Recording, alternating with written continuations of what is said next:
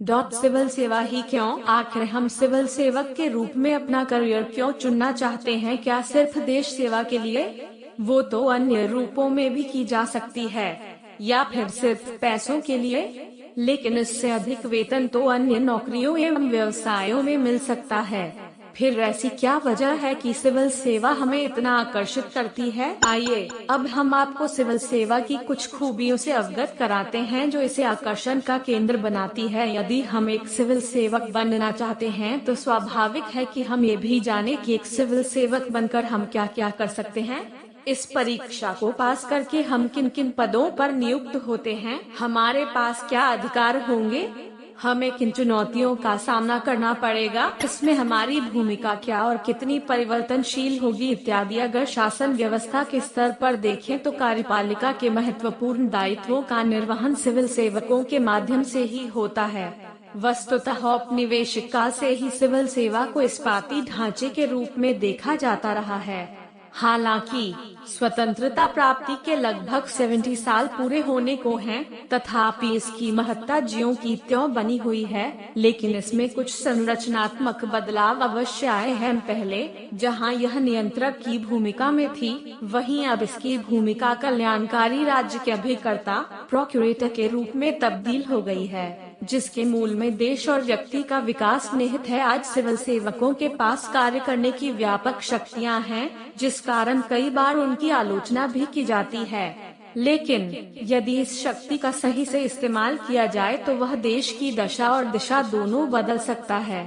यही वजह है कि बड़े बदलाव या कुछ अच्छा कर गुजरने की चाह रखने वाले युवा इस नौकरी की ओर आकर्षित होते हैं और इस बड़ी भूमिका में खुद को शामिल करने के लिए सिविल सेवा परीक्षा में सम्मिलित होते हैं। यह एकमात्र ऐसी परीक्षा है जिसमें सफल होने के बाद विभिन्न क्षेत्रों में प्रशासन के उच्च पदों पर आसीन होने और नीति निर्माण में प्रभावी भूमिका निभाने का मौका मिलता है। इसमें केवल आकर्षक वेतन, पद की सुरक्षा, कार्य क्षेत्र का वैविध्य और अन्य तमाम प्रकार की सुविधाएं ही नहीं मिलती हैं, बल्कि देश के प्रशासन में शीर्ष पर पहुंचने के अवसर के साथ साथ उच्च सामाजिक प्रतिष्ठा भी मिलती है। हमें आए दिन ऐसे IAS, IPS अधिकारियों के बारे में पढ़ने सुनने को मिलता है जिन्होंने अपने जिले या किसी अन्य क्षेत्र में कमाल का काम किया हो।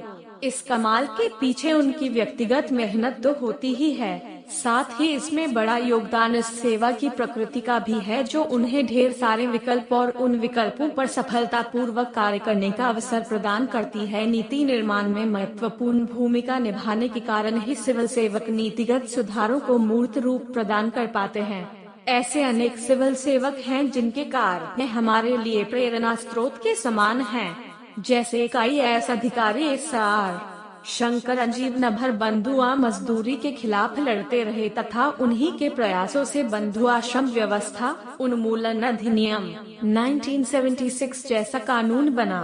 इसी तरह BD शर्मा जैसे IAS अधिकारी ने पूरी संवेदनशीलता के साथ नक्सलवाद की समस्या को सुलझाने का प्रयास किया तथा आदिवासी इलाकों में सफलतापूर्वक कई गतिशील योजनाओं को संचालित कर खासे लोकप्रिय हुए।